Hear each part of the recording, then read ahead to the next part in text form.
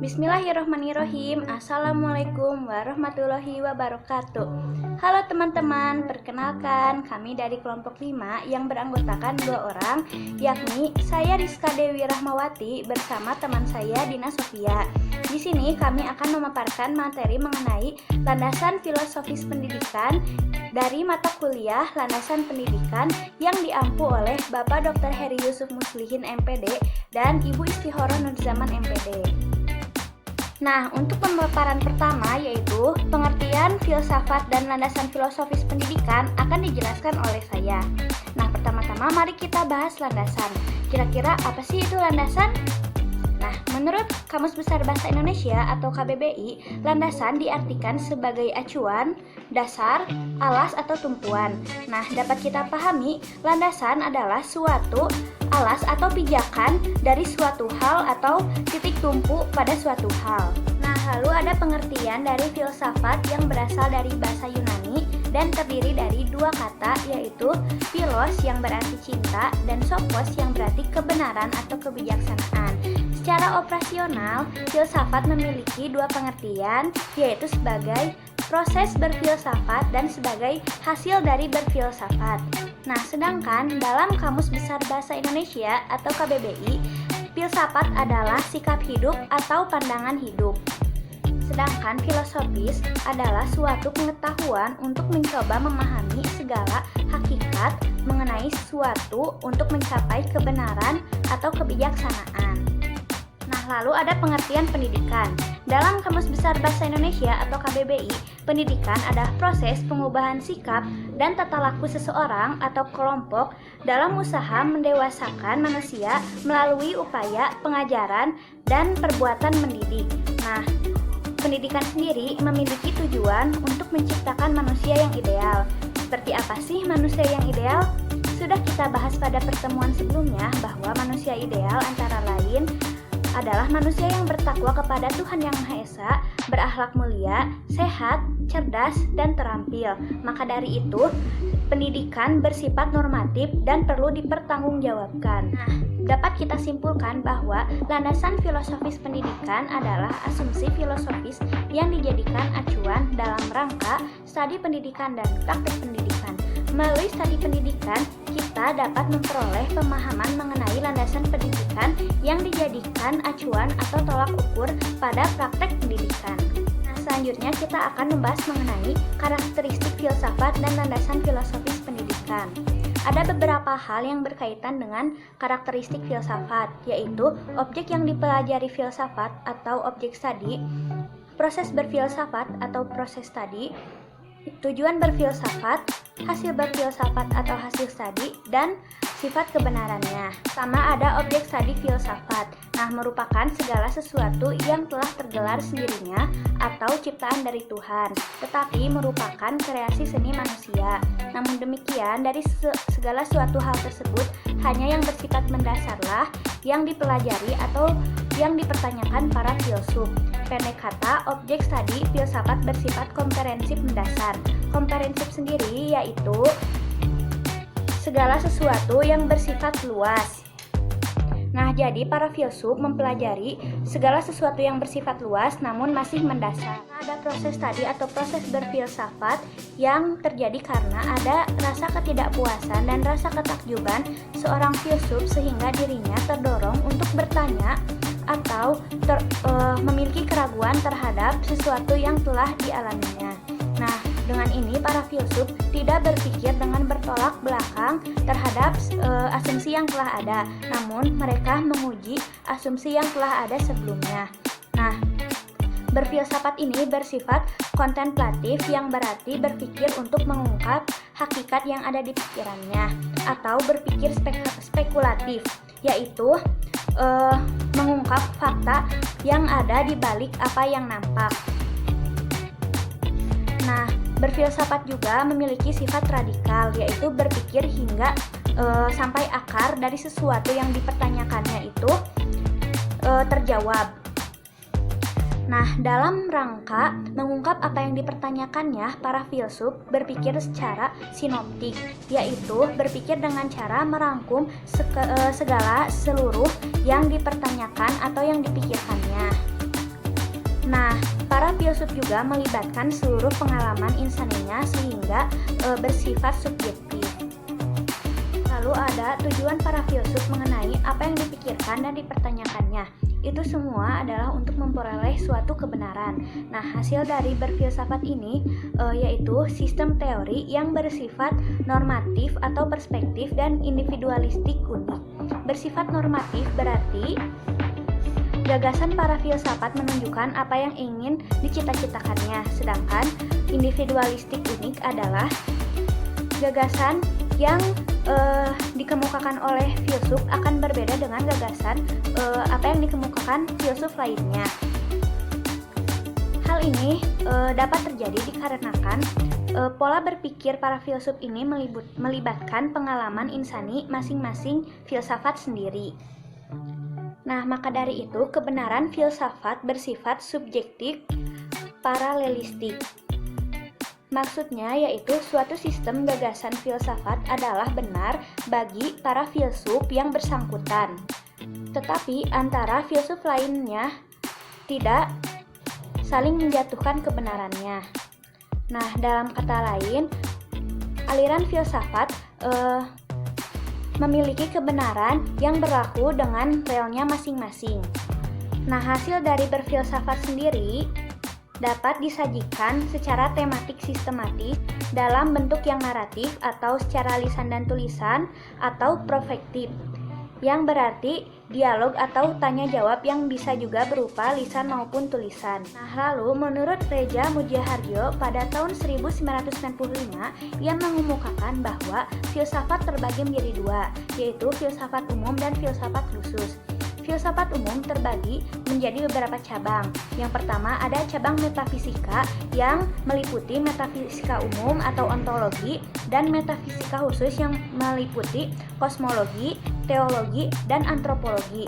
Lalu yang kedua ada epistemologi, lalu logika dan aksiologi yang meliputi cabang etika dan estetika. Sedangkan filsafat khusus memiliki cabang yaitu filsafat hukum, filsafat ilmu, dan filsafat pendidikan. Karakteristik landasan filosofis berisi mengenai gagasan yang bersifat normatif dan perspektif. Sebab landasan filosofis tidak berisi mengenai konsep bagaimana pendidikan apa adanya atau secara faktual, tetapi bersikap mengenai konsep pendidikan seharusnya atau apa yang dicita-citakannya atau ideal yang disarankan oleh para filsuf untuk dijadikan acuan dalam rangka studi pendidikan atau praktek pendidikan. Dalam landasan filosofis pendidikan ini terdapat beberapa aliran filsafat yang akan dijelaskan oleh Teh Dina Sofia. Kepada Teh Dina Sofia, saya persilahkan. Baik, terima kasih kepada Teriska yang telah mempersilahkan saya untuk melanjutkan aliran dalam landasan filosofis pendidikan. Menurut filsafat umum, landasan filsafat pendidikan terbagi menjadi beberapa aliran pikiran. Dapat dipahami sebagai implikasi dari aliran-aliran yang terdapat di dalam filsafat umum atau filsafat pendidikan. Aliran tersebut dikenal dengan landasan filosofis pendidikan idealisme, realisme, pragmatisme, dan lain sebagainya. Pertama ada aliran idealisme. Konsep filsafat umum idealisme berdasarkan metafisika para filsuf. Idealisme mengklaim bahwa realitas hakikatnya bersifat spiritual dan manusia adalah makhluk spiritual yang dapat berpikir, memiliki tujuan hidup dan hidup dengan aturan moral yang jelas. Pikiran manusia diberkati kemampuan rasional, maka dari itu manusia mampu menentukan pilihannya. Berdasarkan epistemologi, pengetahuan dapat diperoleh dengan cara mengingat kembali dan berpikir secara intuisi. Kebenaran mungkin dapat diperoleh manusia yang mempunyai pikiran yang baik. Sedangkan berdasarkan aksiologi, manusia diperintah oleh nilai moral imperatif yang dapat bersumber dari realitas absolut yang bersifat tidak berubah. Implikasi terhadap pendidikan. Untuk melihat implikasi filsafat idealisme dalam bidang pendidikan dapat ditinjau dari modus hubungan antara filsafat dan pendidikan. Imam Barnadib tahun 2002 dalam bukunya yang berjudul Filsafat Pendidikan mengemukakan bahwa pada hakikatnya hubungan antara filsafat dan pendidikan merupakan hubungan keharmonisan. Menurut Imam Barnadib, untuk memahami lebih dalam, perlu dilihat pendekatan mengenai apa dan bagaimana pendidikan filsafat yang harus dilihat dari beberapa sudut pandang. Untuk mengetahui implikasi idealisme lebih lanjut, maka perlu ditelaah aspek pendidikan dalam tinjau filsafat idealisme meliputi tujuan pendidikan. Tujuan pendidikan adalah pembentukan karakter, pengembangan bakat insani, dan kebijakan sosial. Dalam tujuan pendidikan memerlukan isi pendidikan yang dapat mengembangkan kemampuan berpikir melalui pendidikan liberal, menyiapkan keterampilan bekerja sesuai mata pencaharian melalui pendidikan praktik. Metode yang digunakan dalam pendidikan diutamakan adalah metode dialektik, yang berarti suatu pergerakan dinamis menuju perubahan. Metode ini memikirkan dan mengartikan dunia yang terwujud dalam alam maupun dalam masyarakat.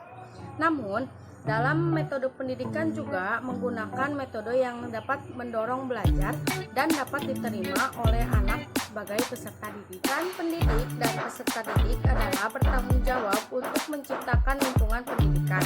Pendidik harus bisa menjadi sosok teladan yang baik bagi peserta didik, baik secara moral maupun intelektual. Sedangkan peserta didik dapat bebas mengembangkan bakat dan kepribadiannya. Kedua, ada aliran realisme. Konsep filsafat umum realisme. Berdasarkan metafisika, para filsuf realisme umumnya memandang dunia dalam pengertian materi yang hadir dengan sendirinya, tertata dalam hubungan yang teratur di luar campur tangan manusia. Sedangkan hakikat manusia sendiri terletak pada apa yang dikerjakannya. Berdasarkan epistemologi, pengetahuan manusia dapat diperoleh dari pengalamannya dan penggunaan akalnya. Tetapi dunia yang hadir tidak bergantung pada pemikiran dan pengetahuan manusia, tidak dapat mengubah esensi realitas. Untuk menguji kebenaran pengetahuannya dapat didasarkan pada teori korespondensi yang berpandangan pada suatu pernyataan dapat berhubungan apabila fakta atau pernyataan yang ada di alam atau objek yang dituju kepada pernyataan tersebut. Akan aksiologi tingkah laku manusia dapat diatur oleh hukum alam dan pada taraf yang lebih rendah diatur oleh kebijaksanaan yang telah teruji. Implikasi terhadap pendidikan. Untuk mengetahui implikasi idealisme, maka perlu ditelaah aspek pendidikan. Dalam tujuan filsafat realisme meliputi tujuan pendidikan, isi pendidikan, metode pendidikan, serta pendidik dan peserta didik terhadap sekolah. Tujuan pendidikan pada filsafat realisme adalah untuk menyesuaikan diri dalam hidup anak dan mampu melaksanakan tanggung jawab sosial. Isi pendidikan dalam proses pembelajaran yaitu kurikulum harus bersifat koherensif yang berisi sains, matematika, ilmu-ilmu kemanusiaan, dan ilmu sosial. Kurikulum mengandung unsur pendidikan liberal dan praktis yang diorganisir menurut mata pelajaran dan berpusat pada materi pelajaran. Metode yang digunakan hendaknya bersifat logis dan psikologis yang bersifat pembiasaan bagi penganut realisme. Peranan pendidik dan peserta didik yaitu mengelola kegiatan belajar mengajar. Pendidik harus bisa menguasai pengetahuan yang mungkin berubah. Selain itu, pendidik harus menguasai teknik mengajar yang dapat mengembangkan prestasi siswa. Sedangkan peserta didik berperan untuk menguasai pengetahuan dan taat pada aturan. Sekian yang dapat saya paparkan. Saya kembalikan kepada Teriska sebagai moderator. Terima kasih kepada Teh Dina Sofia yang telah memaparkan materinya dengan baik. Semoga apa yang kita bahas pada hari ini bisa menambah wawasan dan informasi bagi kita semua. Akhir kata, saya sebagai moderator ingin mengucapkan terima kasih dan mohon maaf bila kami melakukan kesalahan pada saat pemaparan materi. Wassalamualaikum warahmatullahi wabarakatuh.